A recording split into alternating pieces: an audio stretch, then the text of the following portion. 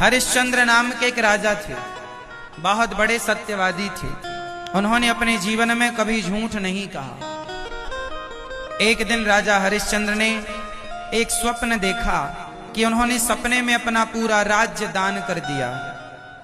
जब उनकी आंखें खुली तो सवेरे से विश्वामित्र जी उनके द्वार पर आए। राजा हरिश्चंद्र ने पूरा चरण धोकर संतों को खूब बिठाया, उनकी सेवा पूजा की, संतों को भोजन कराया और कहा, महाराज मैंने आज आपको पूरा राज्य दान कर दिया है स्वप्न में, तो अब मैं दान करना चाहता हूं। क्योंकि राजा हरिश्चंद्र जो कह देते थे वो करते थे। आज उन्होंने सपने में दिया दान, सच में दे दिया कि दिया तो है ही, ले लो। विश्वामित्र जी को पूरा राज्य दान करके उन्होंने भोजन कराया। और जब भोजन कराया तो संतों ने कहा, राजन आपने भोजन जो आपने दान दिया है अपना राज्य, वो तो आपने अपनी मर्जी से दिया है, हमने तो मांगा नहीं है। पर आपने हमें जो भोजन कराया है तो भोजन की दक्षिणा तो आपको देनी ही चाहिए, भोजन की दक्षिणा आपको देनी चाहिए। राजा हरिश्चंद्र बोले कि भोजन की दक्षिणा मैंने तो पूरा राज्य दे दिया, अब दक्षिणा कहां से लाऊं। विश्वामित्र जी बोले, हमारे संग 1100 साधु हैं और अपने 1100 साधुओं को भोजन कराया तो प्रत्येक साधु को कम से कम एक एक स्वर्ण मुद्राएं तो देनी चाहिए।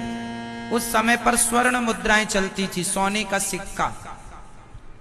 राजा हरिश्चंद्र ने कहा, महाराज कुछ समय दीजिए। राजा हरिश्चंद्र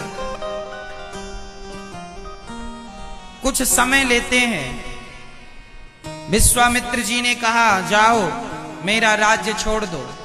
राजा हरिश्चंद्र ने अपने राजसी वस्त्र त्याग कर अपनी पत्नी तारा को लेकर, बेटा रोहित को लेकर अपना राज्य छोड़ करके काशी चले गए। और वहां 1 महीने के अंदर उनको संत जी का 1100 स्वर्ण मुद्राएं चुकानी है।